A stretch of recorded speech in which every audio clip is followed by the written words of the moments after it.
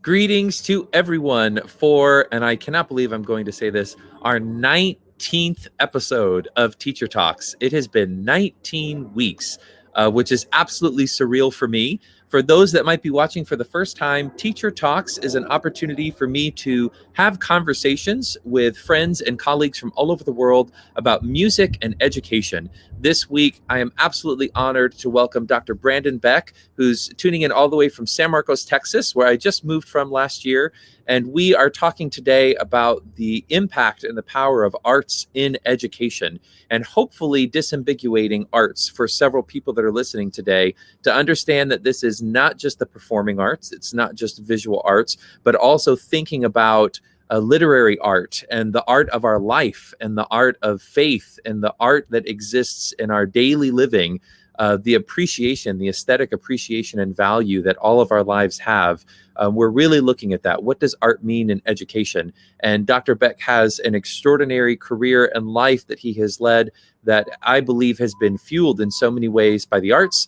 And so he'll be talking to us about his own journey and telling us ways in which we can get more connected aesthetically with what we are doing in education and how we experience education. This is hosted by the Falcon Feathers. Again, for people that might be watching for the first time, I have the distinct privilege of serving my new community up in the Pacific Northwest as the Director of Music Education and Orchestral Activities at Seattle Pacific University. Go Falcons.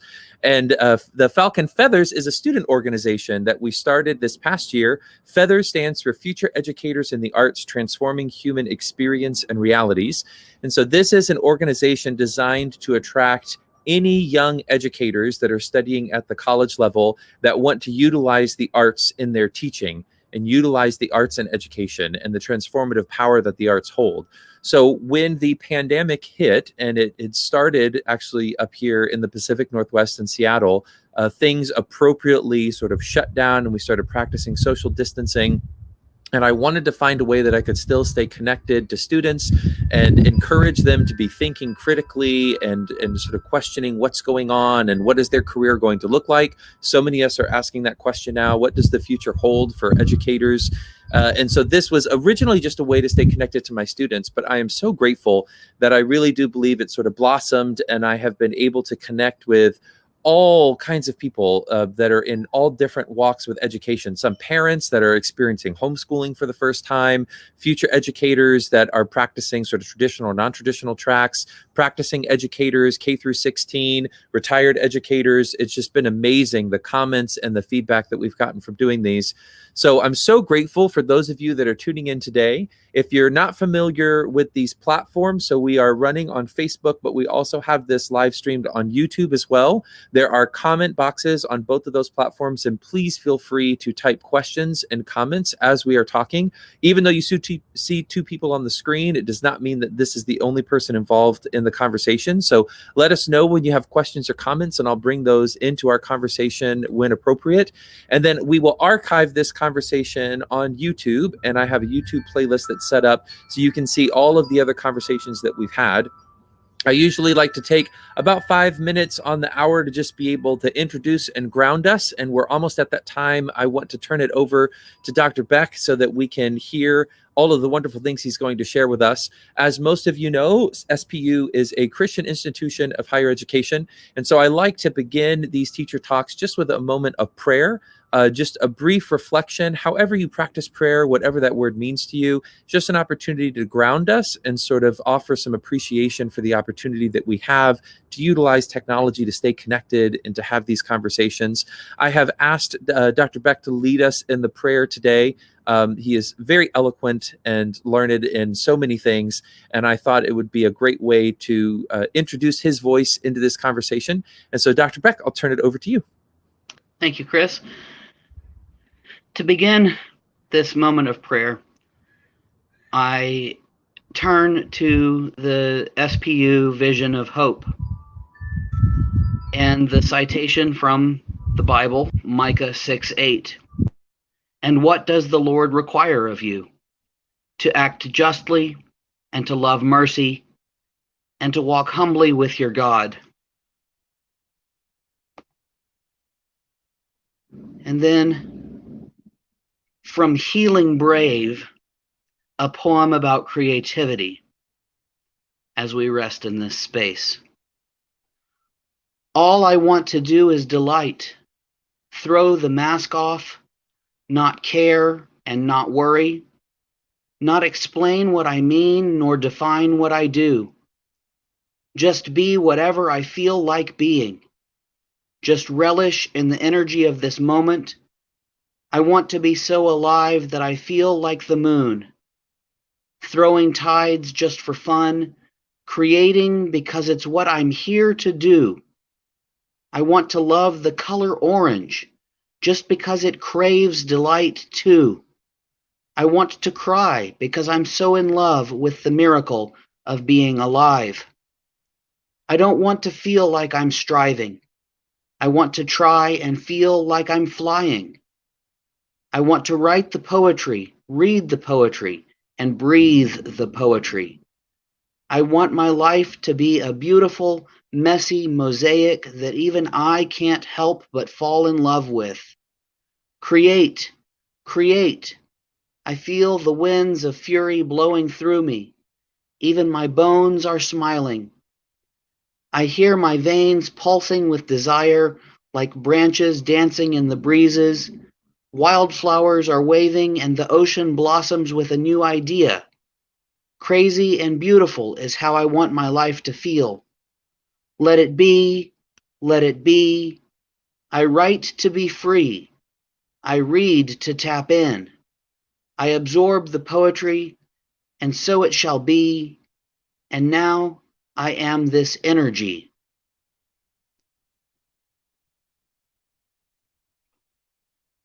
Thank you, Creator, Sustainer, Redeemer, for your presence now and always. Amen. Amen. I love that. I brought out my legal pad today because I knew that you were going to make reference to so many things that I would want to look up. You said this is from Healing Yes. Grave.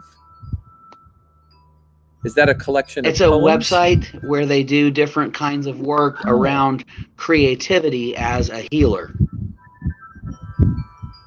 God, I love that. I need to look that up.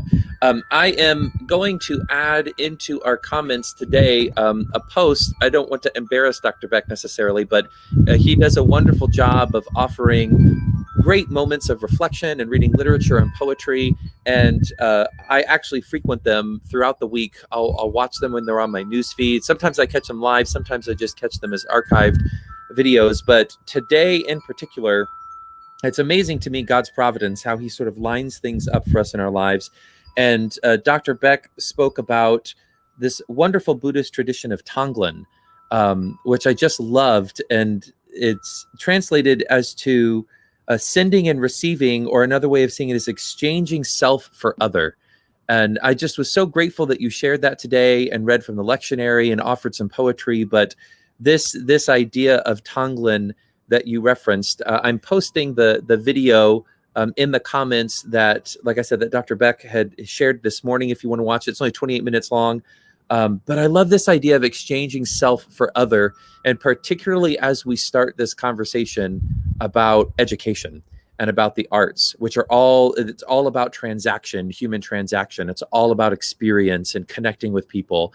And I would argue, if I could be so bold, that being an educator is an act of Tonglen. It is about, exchanging yourself for others and thinking of others. And you are an incredible educator. And I wanted to make that reference so people have some grounding of the wisdom you're sharing with us, but also just invite you to tell us more about yourself. I find myself fortunate that I have observed you from afar, working with colleagues, being at Texas State University and in the community of San Marcos. You performed in the Smart Orchestra with me, and I loved being able to make music with you. So I've known you for several years from afar, and then as a friend, but also as a mentor, as a colleague. You have been a huge impact on my life. I hope you know that. So I wanted to know more about you, but also invite our listeners that have not connected with you in some way in the past to know more about who you are and what you're doing. So please let us know. Sure. Thank you, Chris. I actually struggle a lot to be able to say who I am, which is why I spend so much time with words. I find that people who write or make music, it doesn't have to, I think words is a word that's limited. It doesn't mean exactly what I want it to mean, but it's what I go to. Whether it's a memoir that someone's written or a rock song that I remember from my youth, or Chris and I were talking about the filmmaker David Lynch earlier, a David Lynch film, specifically for me, David Lynch's iconic TV series, Twin Peaks. Things like that, sort of deconstructing them in the post-structuralist style, helps me figure out who I am, let go of the need to figure out who I am. And all of that then wraps into this sort of what we used to call jack of all trades nature that I have. So I'm a musician, I'm a poet, I am a teacher, I am a husband, I am a son, I am queer, I am a trans man, I am an activist, I am a writer, I also am a person with mental illness.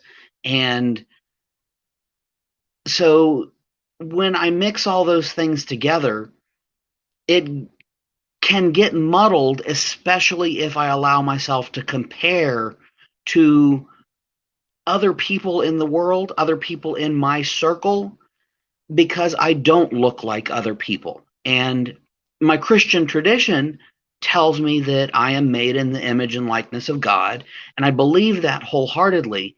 But then I want to say, if I'm the image and likeness, why am I not like everyone else?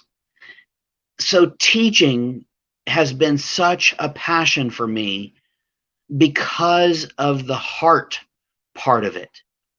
I fully believe that anyone can be taught any content by anyone else.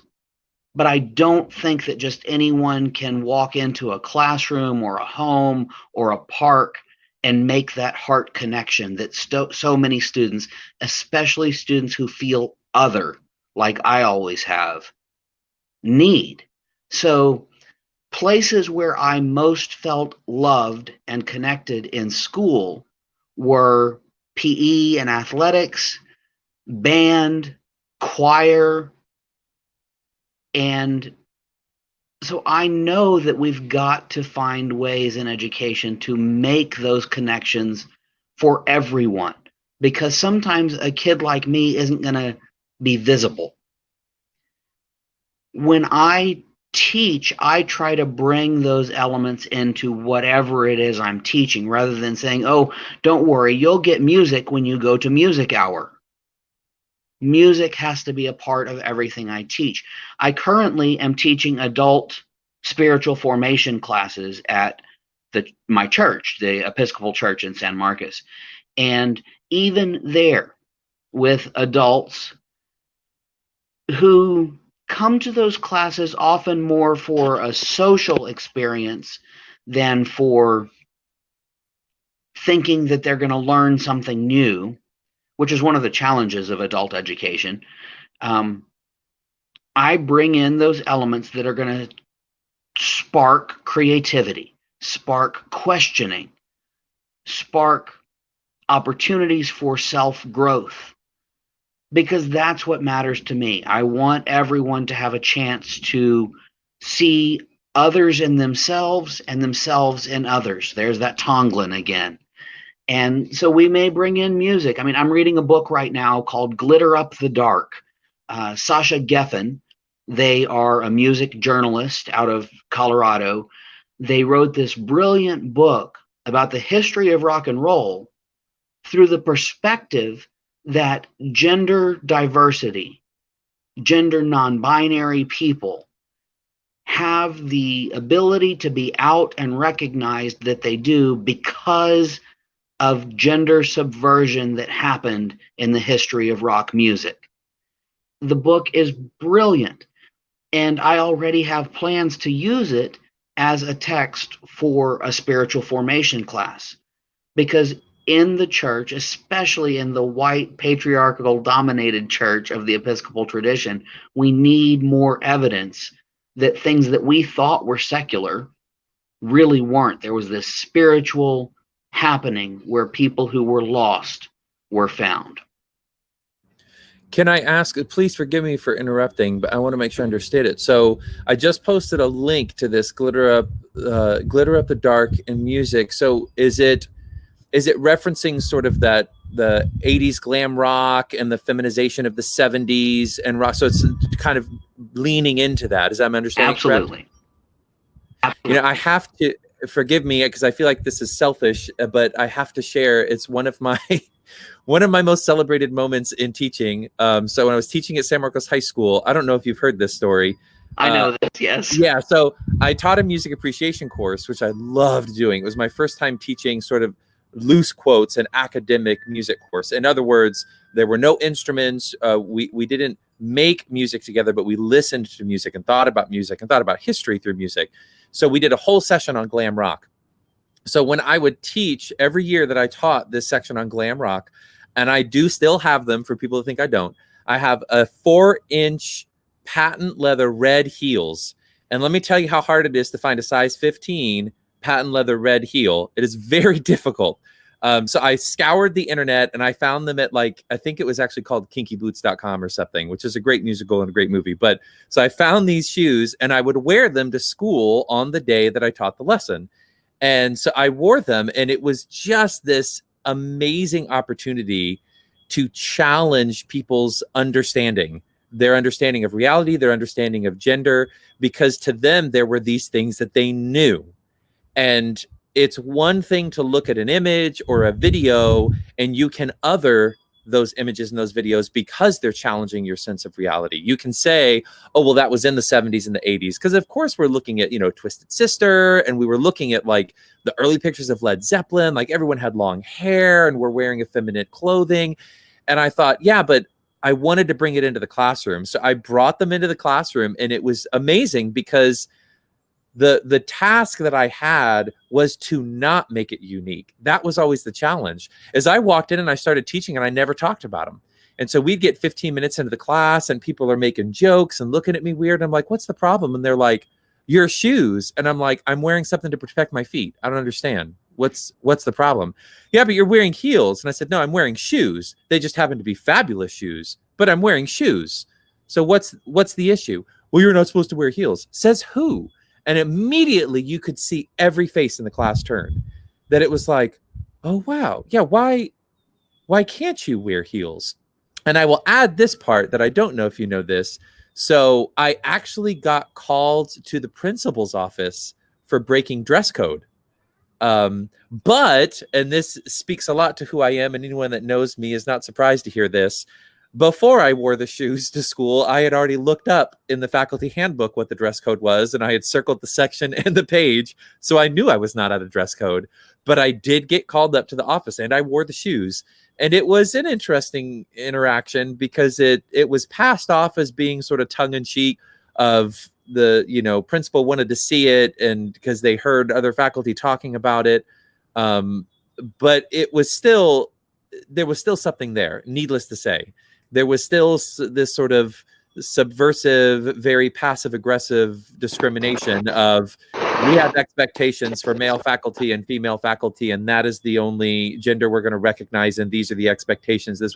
But man, I tell you, I walked in there guns a-blazing, like, these are closed-toed shoes.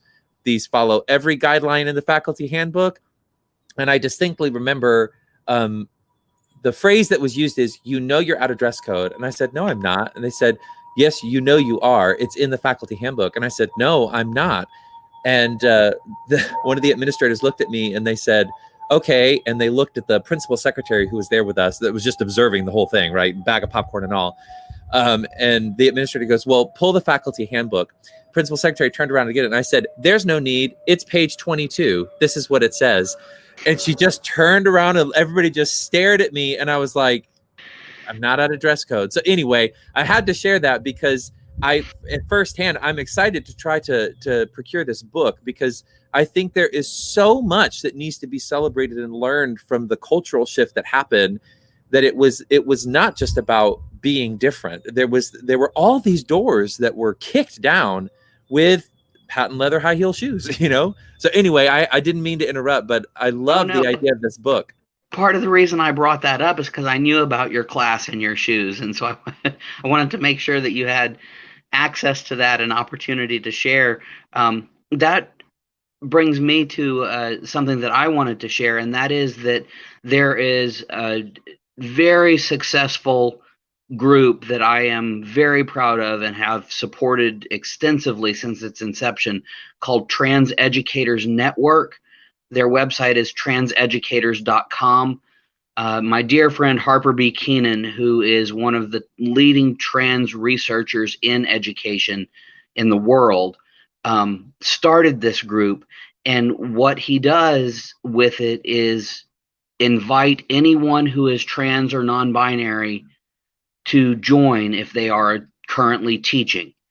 And his target is public school trans and non-binary teachers. But he takes teaching broadly and includes higher ed if people want to be involved, and puts them in networks so that they can support each other and navigate their local education areas in order to have the resources they need to be able to keep their jobs during and after transition.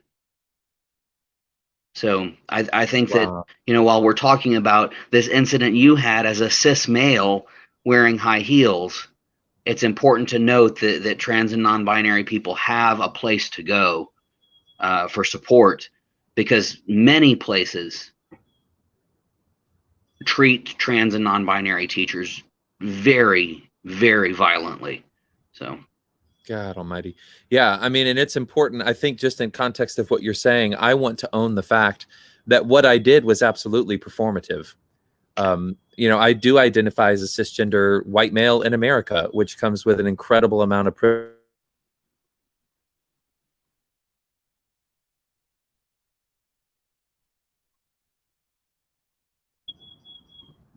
There we go. Let's see. Can you hear me, Dr. Beck? Yes. Okay, good. I think we lost the... Yeah, it seems to be going in and out. I might be testing the limits of my Wi-Fi because I'm outside today. Oh, I didn't think about that. Yeah, well, hopefully... I've got a storm that just rolled in, so it could be me too. Okay. Well, hopefully everyone is still seeing us. But again, I just want to own that what I did was performative. Performative justice, though, is very powerful, and I feel that was the place that it was coming from. And I did talk to several people before I did it, and as I was doing it, as I still do it. I mean, because I think it's a wonderful exercise when I have the opportunity to use it. But it's important to know that, because I had established myself and my community to be comfortable enough to do that, but it was a one-day thing. And I had the ability to change my shoes, as it were. And I think that's a powerful thing to understand for everyone, that I consider myself an ally, but for everyone that wants to support people from the LGBTQIA community or our BIPOC populations, like whoever it is that you are supporting that might look or live differently than you do, understand what our actions. I don't even want, because I sound like, to me it sounds preachy what I'm saying, but I need to hear this myself and say this out loud. I've had to be very conscious of how I support my friends and family, because a lot of the things that I'm doing or saying, I have the right and privileges to be able to say those things, and then I don't have to live with the ramifications of it. I can get attacked on social media or questioned in public, and I can go to another room, I can close my laptop, and I can ignore those things. People that are living in those experiences and living those identities, they don't get to just take it off, and they shouldn't have to. So I just wanted to own that in the example that I offered. And I appreciate that as someone in those communities. I think also that around the performance piece, where performance like that becomes dangerous, is when you are doing it as a comedic or satirical act, which you weren't. And I also think that so often people in marginalized communities, certainly me in my own experience as a queer trans person with mental health issues, I find that I can't stand up and say what I need to in certain situations. Certainly ever in a job, I've never been able to do that. And so it makes so much difference when I see an ally do something like what you did. I'm going to teach a lesson about these glam rockers who blurred gender with their clothing, and I'm going to blur it with mine when I teach it. And when I get called out for it, I'm going to argue. And that may mean that when I'm ready to transition, if I haven't already, that I can come and talk to you about it, that I can ask you to say something to the administration for me. And I wouldn't have known that if you hadn't worn those high heels that one day. It's huge. And I think it's fair to push it to, this is another place that I think people have to be cautious, especially in the arts. I think we're so connected with our students. We have the opportunity to connect with them in unique ways that you have to, this is something I really battled with. And Brandon was, I mean, absolutely a mentor and a confidant in all of this.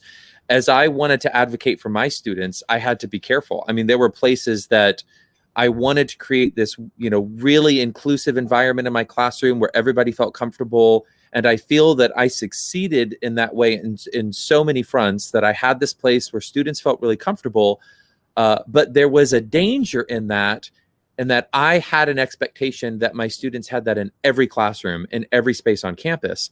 And so there would be these moments where in my classroom, students would speak openly about their identity and who they were. And this goes way beyond just, you know, trans students, or is anything that they were feeling or what they were going through. I wanted them to have that ability, and especially in a performing arts classroom, be who you are, own these things. Let's talk about how they're situated. But then when I would see them in the cafeteria, or I'd see them after school, or we'd be hanging out, or I'd see their parents after a concert, I would very readily say, like, here's this thing that we've been talking about in class, and it's just common knowledge and everybody knows this. And they'd give me that look, you know, and I'm like, oh my gosh, like in creating this space and creating this relationship, this has become somewhat sacred. Like, this is something that we share. And I made so many assumptions about my students, especially students that were struggling with their identity and who they were becoming. Again, that's the broad, painting that with a huge broad brush. There were so many times that things would happen that I would just assume this is how they should be treated and how they're expected to be treated, and I would misspeak and do more damage than good. So it's a tightrope walk, unfortunately. Absolutely. I think that many teachers new to the profession don't have skills. They don't learn them in their teacher preparation programs around boundaries with students. And when they do, the lesson is simple. Don't have sex with your student. When boundaries with students means so much more. It goes back to that idea of that heart connection with the student. Yes, make those connections. The students need them. You need them for longevity in the field. But you still have to know when to say no. Anytime we love someone, we can't just give them everything every time they ask. And yet somehow beginning teachers don't get that message. They aren't taught that. And it's certainly not intuitive. So we have to help each other learn that at some point you can't let every child in the school come eat lunch in your classroom just because you want to protect them. Yeah. Why you got to call me out like that?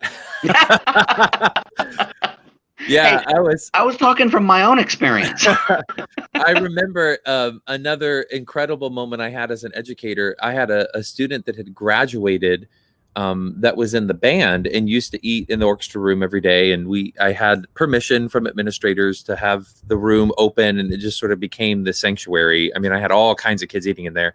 And I mean, like, this is not an exaggeration. I had at least 50 students in there every day. I mean, like, we're talking like a good number of students that would come in every day. Half of them weren't orchestra students, just friends of orchestra students. And a student had contacted me that had graduated on Facebook after they graduated, and just said, you know, I really appreciate the fact that you had created this environment, this safe space. I could just come in and I could have lunch and I wasn't ever worried about anything. And I just ate. I felt so uncomfortable in the cafeteria. I didn't want to go to these places. And I thought, that's awesome, because I had that. It was weird because I remember my student leadership, my student orchestra officers at one point had started questioning it because their space was being taken over. They're like, so a lot of people aren't in the orchestra room or eating lunch in here. And I was like, okay, what does that mean? This is not your room, right? This room is the schools, it's the communities. This is not. And so we had interesting conversations about that, of having to draw certain boundaries, because we could end up isolating people just from having the orchestra. And I wanted to, you brought this up, I wrote this down. Speaking of sort of orchestra band, you mentioned that sort of heart connection that you were feeling from PE, from music. And it's interesting to me that I don't think we talk about this enough. Like, electives to me is a dirty word. I hate when people say electives, because all of these courses we're talking about are part of the national core curriculum and have been for years. They actually have been for decades, but now we have it in law that they are, the arts are an integrated core curriculum in the United States. What I find interesting is that we use the term electives and it ends up somewhat pejorative in education. But the power in that, the reason students enjoy their quote unquote electives, is because they choose those classes, and we're building agency in our students. So it's not that PE and the music courses, the performing arts courses or art courses, some have some sort of a magic formula that gets students to like it. It's the fact that the students get to choose it. And that engagement is massive. And on top of it, when you referenced it, Dr. Beck, it brought me back to, I've told this anecdote several times, so I won't repeat it, but I was humbled by a science teacher at Goodnight Middle School who caught me in the teacher's lounge and pointed out that she had 1 year to impact her students, and that I saw my students for 3 years in 6th, 7th, and 8th grade. And I corrected her and I said, actually, I see my students for 7 years, because I also teach at the high school. And then shortly after that, we started a 5th grade strings program. So I saw my students for 8 years. And I taught in public schools in Central Texas for 8 years. And I had students that started with me their 6th grade year that I watched all the way through. I mean, through divorce, through major life changes, through moving, through huge world events. And it was a parent was the one that told it to me. The family was going through a pretty rough divorce, and the parent had come to me and just said, like, my son really looks up to you, this, that. It was sort of a flattering moment. But what struck me was, and the parent used these words, they said, right now, orchestra and what you do in class is the only constant in my son's life. It's the only thing that they have right now, that they know they're going to come in. There's a schedule on the board. This is what it's going to look like. These are the expectations, and that's it. And next year, I'm going to be able to do the same thing, and I'm with the same person. While everything else is happening, I know that I'm going to have that person in my life. And it's amazing to me that the arts, but you could also say this about athletics, that they offer that, and the implications of that for if you could learn English literature with one person through high school and what that could offer, or you know what I mean? It's amazing that you referenced those classes. And I thought, yeah, they were classes that you had agency to choose in your education. And they were classes that you were able to develop a relationship with that educator over years. Yeah, absolutely. I think that those relationships are vital. I think also we have to be cautious about privilege in that situation, because I know from when I was teaching junior high, especially, and especially in neighborhoods, schools, school districts that were extremely divided socioeconomically, that it was always the white students who had resources, who had choice in elective, and the students of color who didn't have resources, who just got put in any class that was left over. And administrators would explain that they did elective choice that way because it was grade based. It was a reward for the students getting the A's. And I tried to explain that that's not actually what was going on, and that these students of color from lower socioeconomic status weren't not getting A's because of some behavior that they had that should be punished, but that's how it always went. And so you'd have the black boys in home economics sewing pillows, and that clearly was not a choice for them, and not the same kind of good experience that the rest of the kids had in band or choir, or football even was counted as one of the things that they could choose. So that's one thing I always have to think about in those kind of settings. And then the other thing is that ability to choose, when monitored well, is a huge factor. And it doesn't just have to be in that stage of making a schedule. Within the classroom, there needs to be choice. Montessori education is nothing new, but it has been shown that you don't have to be in a special elite private school to be able to do Montessori education. And one of the major tenets of Montessori is that the students choose what to work on and when to work on it and who to work with. And I haven't seen that in a public school in the United States in decades, where students could choose what to do and when to do it and who to do it with. It's so true. And it's interesting that you bring up scheduling, because as a public school arts teacher, I always saw that they would, the counselors would be talking to me over the summer as they were building a master schedule and asking, okay, when are you going to have your top orchestra? Because we can't put any of the pre-AP classes there. And I thought, okay, yes, I have a large number of students that are worried about that. But then if you're going to put grade level algebra, that's going to affect some of these other students. They're like, oh yeah, but they're the minority. You get all the smart kids. And it's like, but that's not it. Like you're affecting students that want to be in orchestra. And I absolutely saw that. And I don't think people understand that. That is one of those, and I hesitate to use the word because I argue that it's too powerful in this context, because I don't know that anyone was ever conscious of this, but that is one of those institutionalized prejudices that exists in public education that people like just don't talk about, because they can explain it away as, well, we're just trying to do what's right for the largest number of students. And ethical philosophy has taught us that's not the way that ethics should work. Well, as long as most of us live, it's okay if some of us die. Academically and intellectually, I feel like that's what happens, is you do get, and then people, that's what frustrates me. You pointed out, the black students that are in shop having to sew a pillow, and they'll say, oh, well, that's just how the schedule works. Like, that's what those students are interested in, but they don't actually talk to the students to find out, no, I was handed a schedule on the first day, and this is where I was put, because I'm in this remedial course over here, and I'm not creating some correlate between students of color and remediation, but you'll talk to those students and say, well, I'm in these remedial classes, and the only elective that they offer at that time to work with the remedial courses is shop. So that, or even worse, I think, in that situation is when the student either doesn't get electives or has that one they never wanted because they have to take 4 math classes. Yes. Because that's clearly going to make them catch up on math. No, put them in orchestra. Get them to count the rhythm. That might help them with math. Yeah, so much of education in the United States has been siloed, especially public school education, but it's K through 16. It's mind-numbing sometimes that, this Pavlovian response that we've instituted, the bell rings, science is over. You've had your science for 90 minutes and now it's time to math. And then the bell will ring and then you get to eat.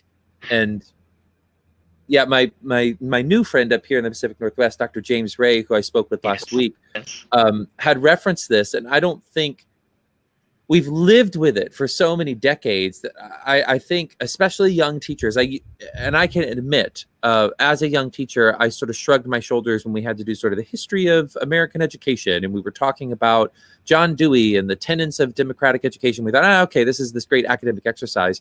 But when people recognized public schooling was situated in the Industrial Revolution, and it was literally designed to make good workers, not employees. I'm intentionally using the term workers. Bells were used to train students. The bell rings, you get your 30-minute lunch, and you get back into the factory line. That's where it's coming from.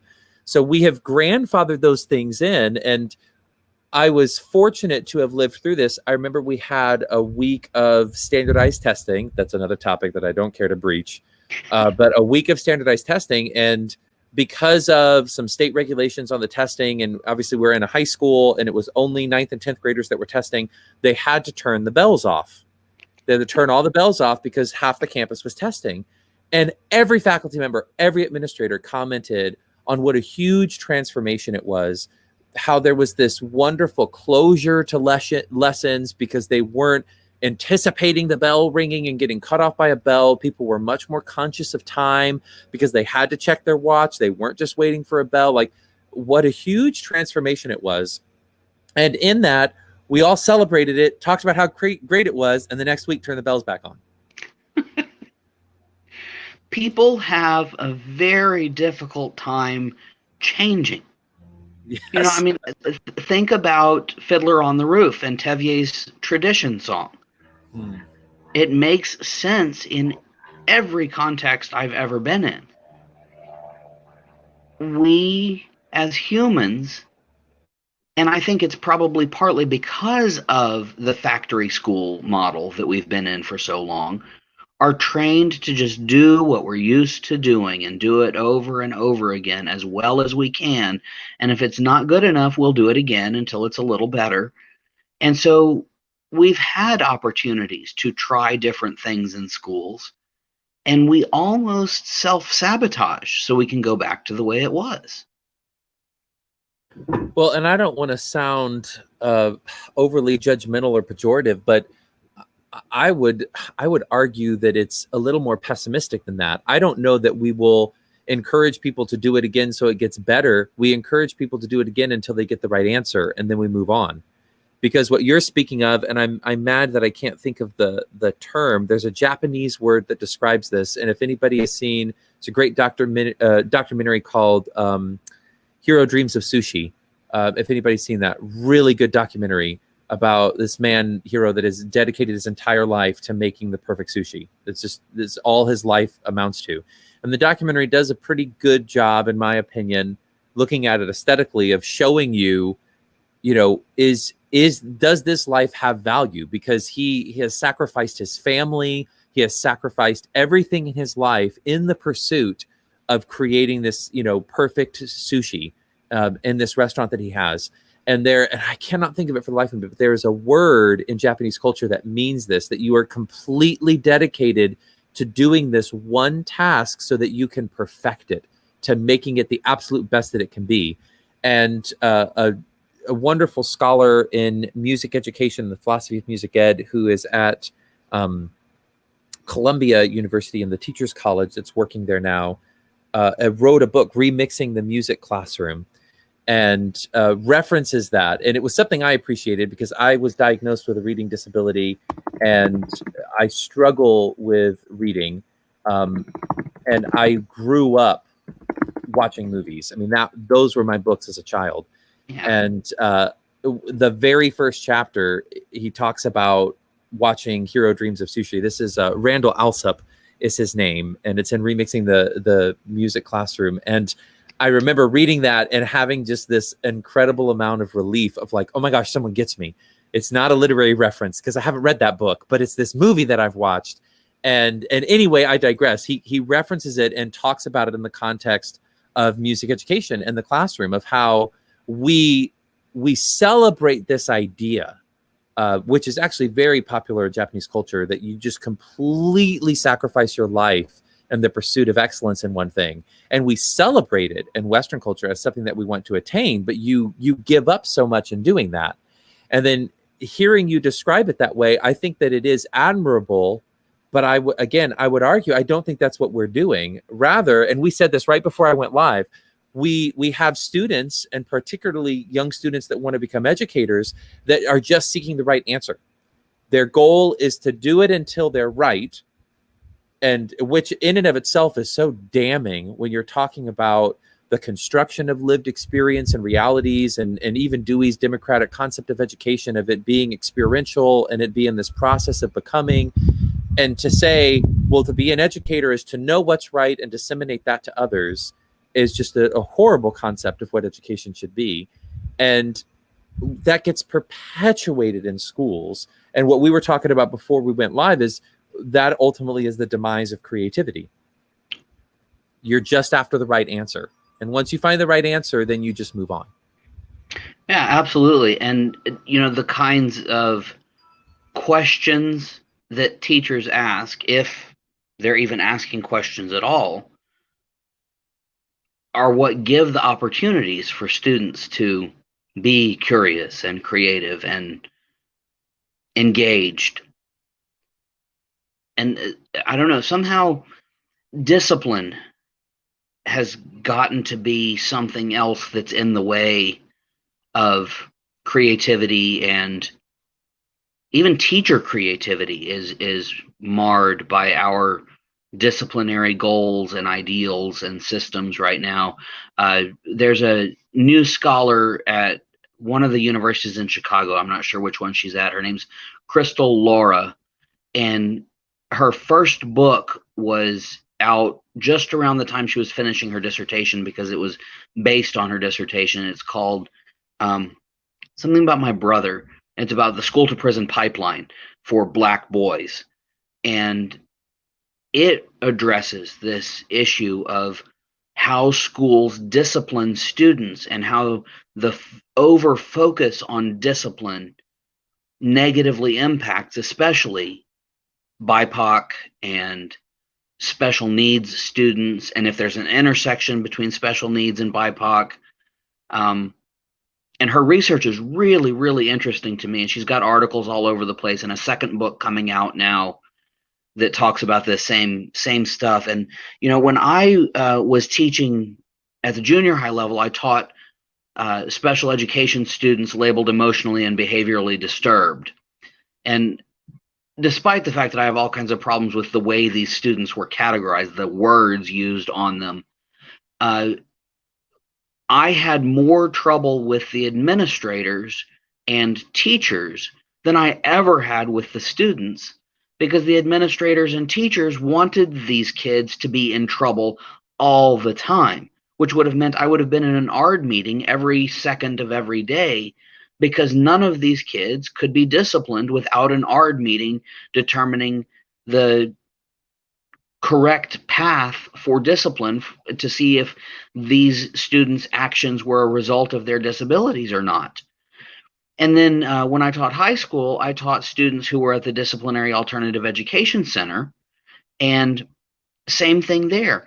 Most of the kids who were moved to the Disciplinary Alternative Education Center were moved there because the high school administration were tired of their little behaviors, and their little behaviors were all things that creativity and curiosity in the classroom could have ended. They got to us at DAEP and had so much fun because they learned things in a choice-based creative way that then they didn't want to go back to their home campus.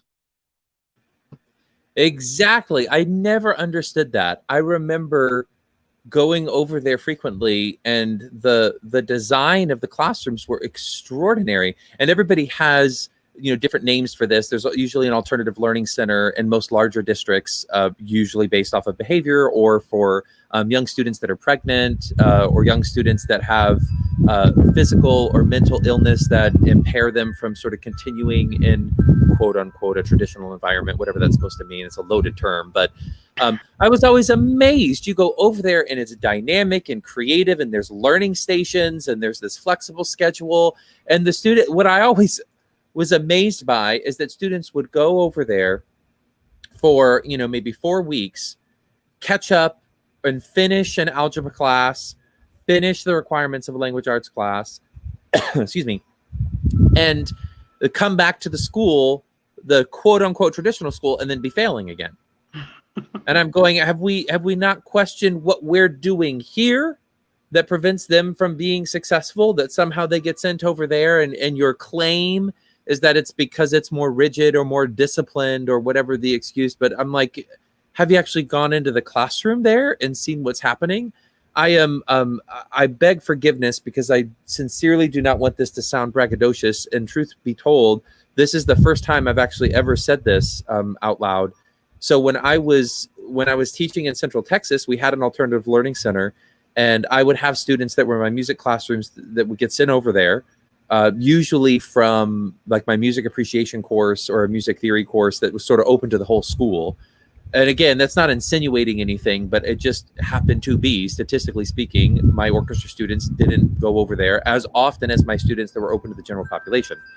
And so I had sent the students over there, but because the work I had to send them was so content specific, I immediately recognized I need to go over there. There's no one that can support them there to be able to get them to do the work. So I'm going to go over there. So I had just weekly, about once a week, sometimes twice a week, I had my, planning period. I'd drive over and I'd go to sit down with whatever students I had and work them through the stuff. And I remember, this is not an exaggeration, I remember sitting in my car crying after like my 7th visit because I'm trying to keep some anonymity, but you will know all these people. The person that is the main administrator that sits at the front desk pulled me aside and said, you're the first teacher that has come down here from the high school to see your students.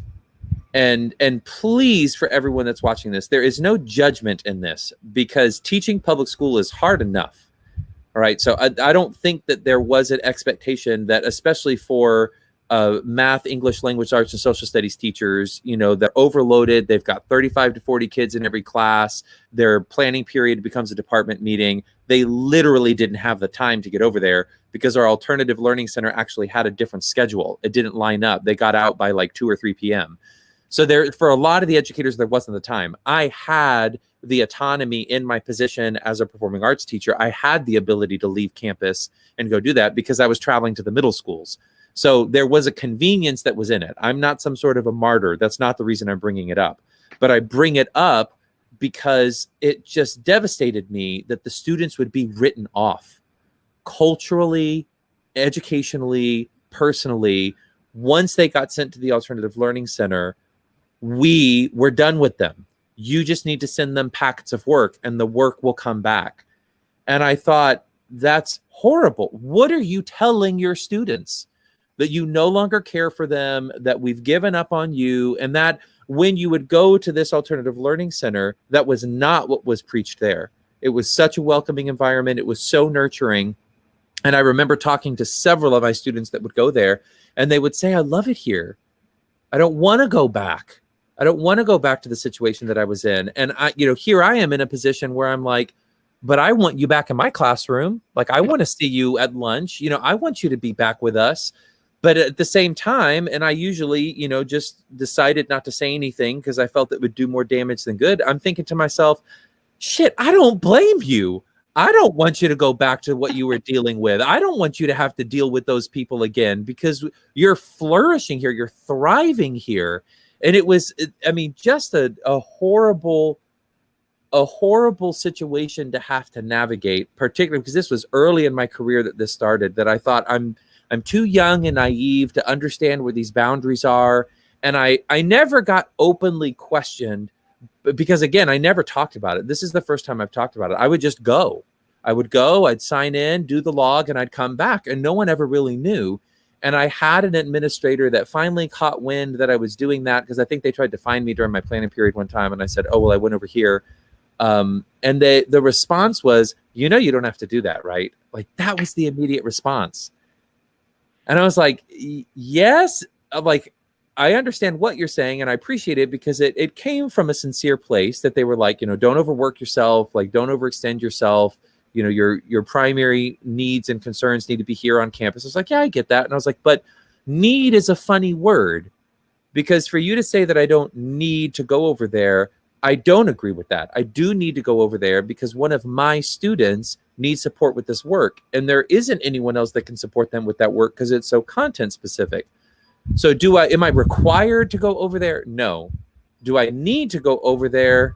Yeah, I think that I do. But, requirement and need are two hot button words in education as well. So I digress. I did not mean to take that conversation over, but I remember you working over there when it was on the old campus, and hearing the incredible work that you were doing, and it is an extraordinary place. But it's frustrating to me that there is this invisible barrier that has been institutionalized through traditions and through policy that, yeah, we write those kids off, and once they're over there, we don't have to worry about them anymore.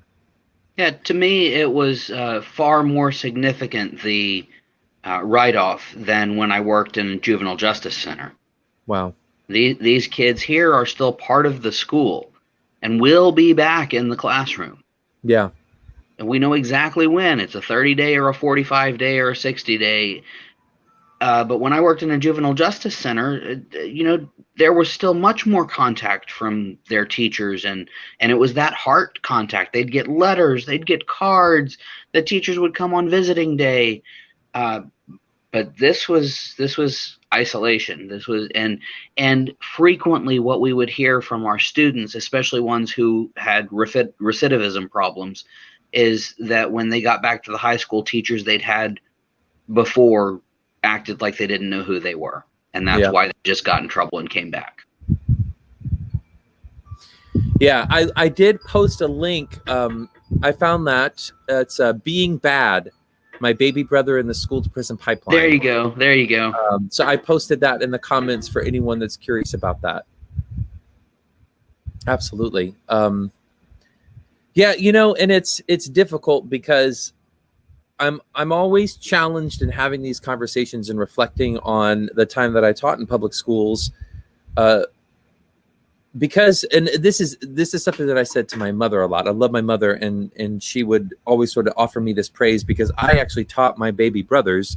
Those that know me, I have baby brothers that are 18 years younger than me, and they were in my class, and everything that goes with it, you can imagine.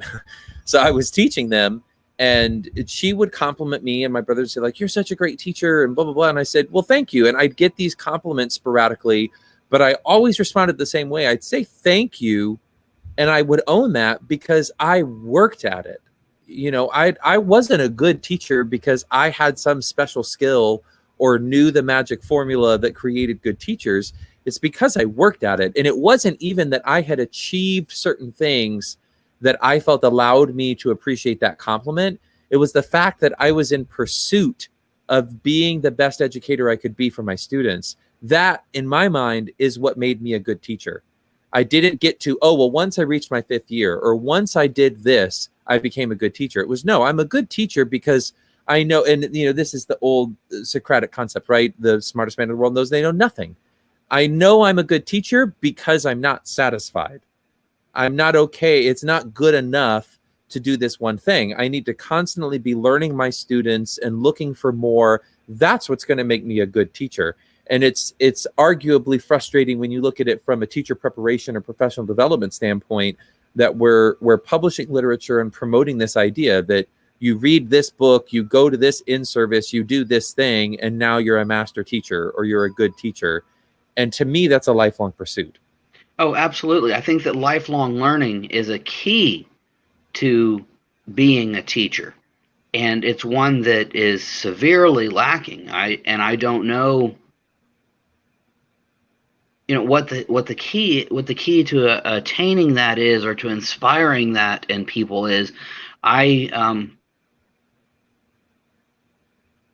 kind of consider myself retired and doing volunteer work now, and I still can't imagine a day when I don't open a book or download an article on the current trends in education or on whatever topic I'm going to be teaching this week, and have a conversation like this with at least 2 or 3 colleagues about opinions and beliefs and desires for education. And I desire that for everyone who calls themselves a teacher, that we are continuing to think and ask and learn. And, if it means you're going to go get another degree, go do it. It's not any easier than right now. You may not know where the money's coming from, but I guarantee you, even for those of you getting your 7th or 8th degree right now, the money's going to come because people are wanting to give it to us to go get better at teaching. So, absolutely. And I think that's ultimately the goal for any educator, is to encourage that inquisitiveness, that curiosity in your students. You don't learn anything if you're not asking questions. There has to be, this is one of my favorite educational, sort of contemporary educational philosophers, Jacques Rancière, and wrote The Ignorant Schoolmasters, phenomenal work. And he states that, man is a will served by an intelligence. You have to have the desire to learn. And if you don't want to learn, you will not be taught. And we could throw another cliche, sort of proverb, you can lead a horse to water, but you can't get him to drink. Yeah. Right? You can't force a child to learn, which is, you already referenced this, which always frustrated me when you see these school models of, well, we're just going to have, you failed this standardized test, so now you're going to have to take 4 math classes, and that's going to get you to learn the math. It's like, well, no, you've not encouraged or instilled the sense of curiosity, mathematical, quantitative reasoning, curiosity in this young person to get them to want to learn it. And you can bark at them all day. They're never going to learn that if they don't want to learn it. And so, I mean, the curiosity is absolutely vital. And at whatever age, as you pointed out, this is not just a grade school thing. I mean, this is, if you have the questions, seek the answers. Don't be content in just living with unanswered questions, because that's what's going to make you a great educator and student. And that doesn't mean the old thing that we had when we were in elementary school, where you say, what does such and such mean? And the teacher says, look it up in the dictionary. Yeah. There are other ways to engage in that curiosity process. Let alone I remember growing up and having this, just this belief that the books that I were given were these sacred objects that were written by, people, untouchable people, that was just the definitive knowledge of U.S. history came from my AP U.S. history book. Like, this is what U.S. history is. And it was far too long in my education before I really understood the concept of critical inquiry. And that when I'm reading this book, this is the author's voice. This is their perspective. This is them telling me about one aspect of whatever this topic is. And I wish I saw that more in public school. I think there are great examples of it, but I wish we could institutionalize the concept of critical inquiry, that we're going to learn about whatever it is, even if it's a mathematical concept, particularly if it's a scientific concept.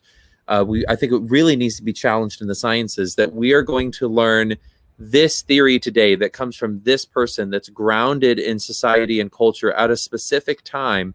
Here's where it's coming from. And so let's understand, here's why Copernicus pushed the theories that he did. There we go. A little bit of a buffer. Let's see. Brandon, are you there? Yep. Okay, there we go. But to ground those things, and if we get presented with a historical text with scientific or mathematical theory, here it is. Let's understand where it's coming from. And here's who was refuting it. This doesn't exist in isolation. It's not in a chamber. This was what I can present to you, but it is not the truth. It is a truth.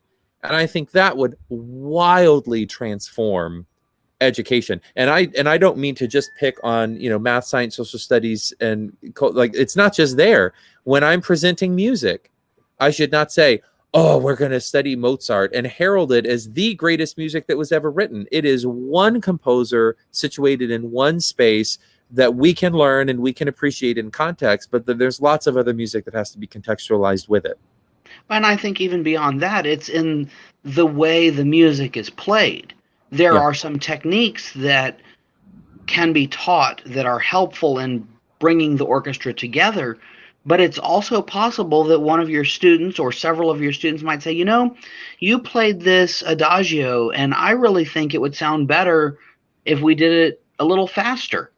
And it has to be an exchange and an opening where their own interpretation and creativity can come into it too.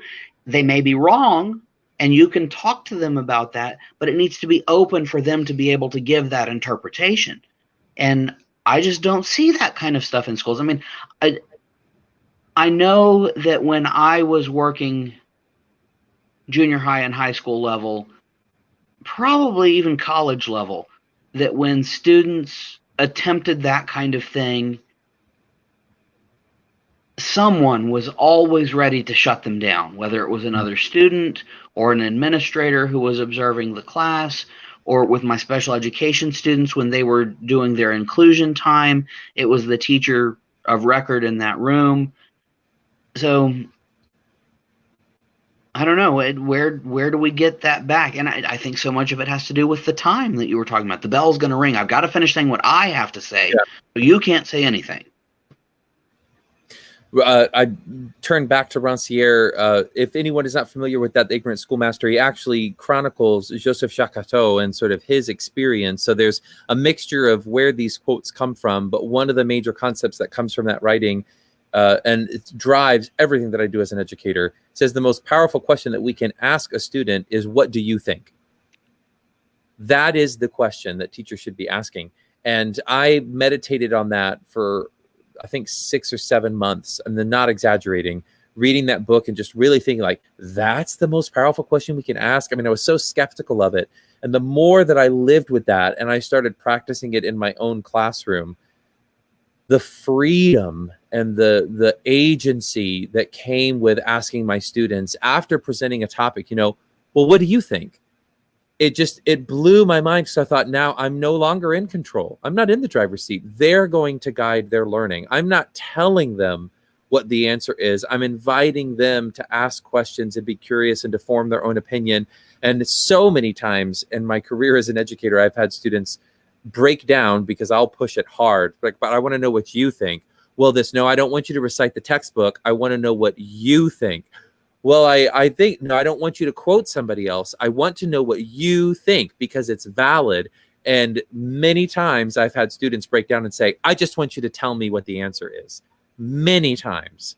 And it is so much more challenging and more difficult. I'm not saying that you're going to use that question and find teaching any easier. If anything, you'll find it more difficult, because that's the challenge, is to say, you are, and this, again, back to this Deweyan concept, the experience of education and how we build it democratically. It's about all of us contributing, and not just here is the right answer, but here is an answer. Now, what do you think about it? And when we find the controversy, when we find dissenting opinions, to play them out in the classroom. And that's when the learning is taking place. And I wish I could cite it. There's one theory of education that says that's when education takes place, is when you find conflict. It's when your view of the world is in conflict with another, because that's when you have to research and ask questions and start developing a new reality. And that process is education, and it equals progress, because now we've transformed the world that we know and we understand by that critical inquiry. And I just love that. That's transformation. Yeah, absolutely. That's beautiful. What experience do you have with special education students in orchestra? Oh my goodness. That is a huge question. I am treading lightly, because it was another one of those sort of defining moments in my career. So at first, I perpetuated what I had been taught, and that is meant to sound judgmental, that special ed students are not in instrumental music ensembles. Maybe they're in choir, but they're not prepared for it. Unless you have co-teachers in an inclusive environment where you have school support, you can demand that. And if they don't offer it, then they don't need to be in there. You're trying to navigate 60 kids, and so you don't have the ability to do that, or you're going to sacrifice the quality of the performance. I mean, all the rhetoric. There's a whole subculture from my experience. So I don't. It's in the literature too. So, but that was what I sort of learned and experienced, not only as a teacher but as a student. That there were students that were receiving special education services and were shunned culturally. It was just not accepted. So I was very determined to welcome every student into my classroom and contextualize the success that they had.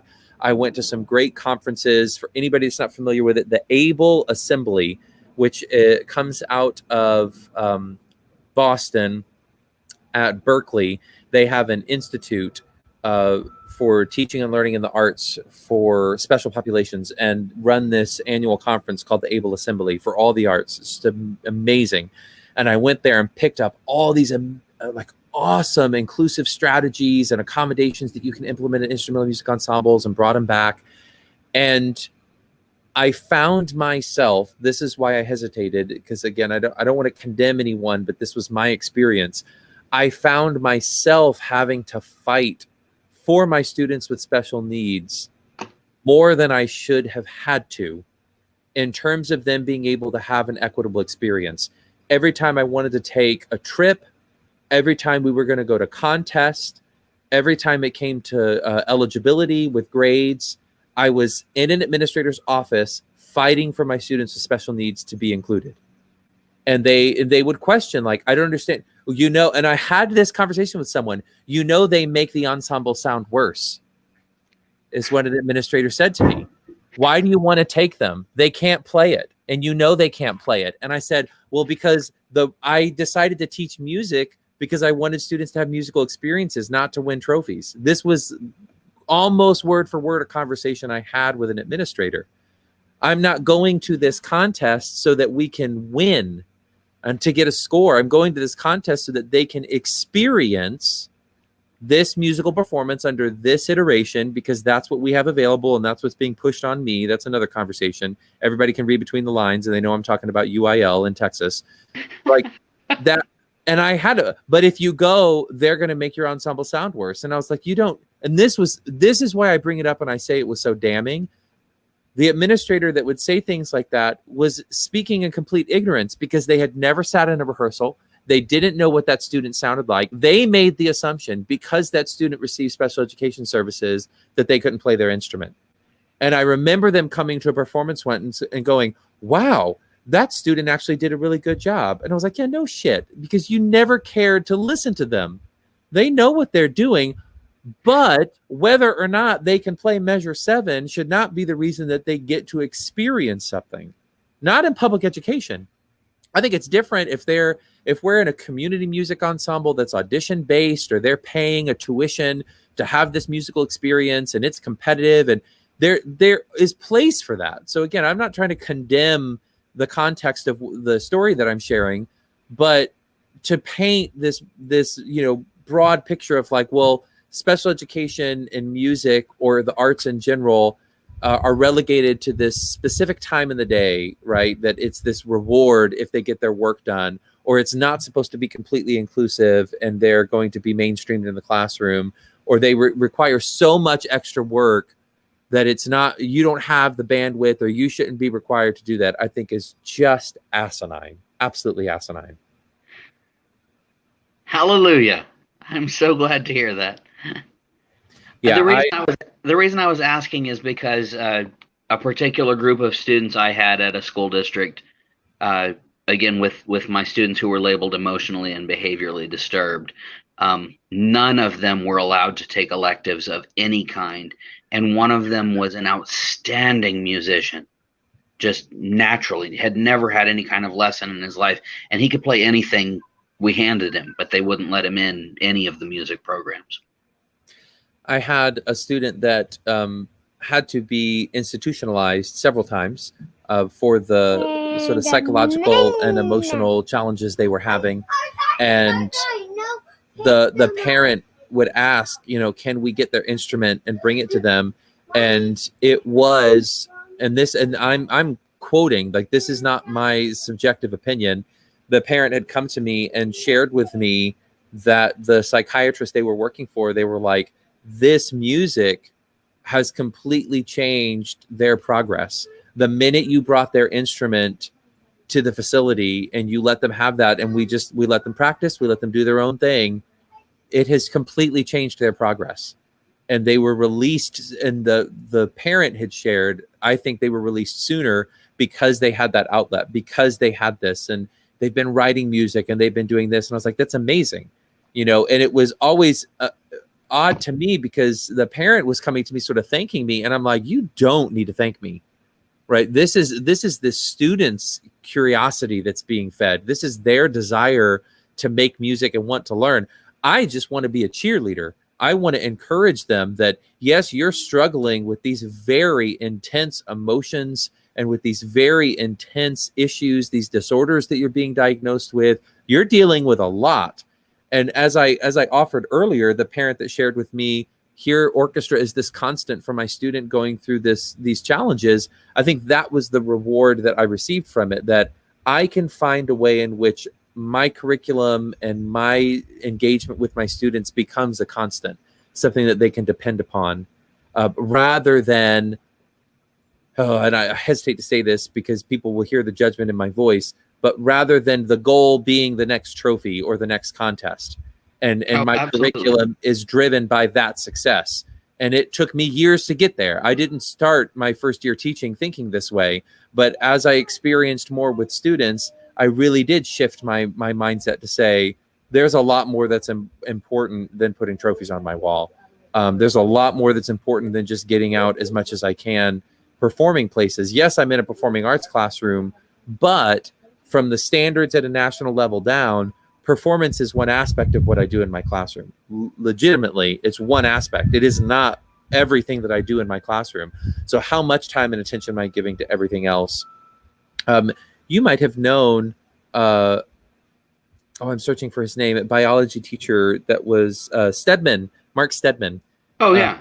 So I always quote him with this. I was talking to him, asking him for some advice. Mark, I mean, that's what he did very well. So I'm crying on his shoulder and talking about the challenges that I'm having. And he said, how did he say? He goes, don't forget who you teach. I quote him all the time with this.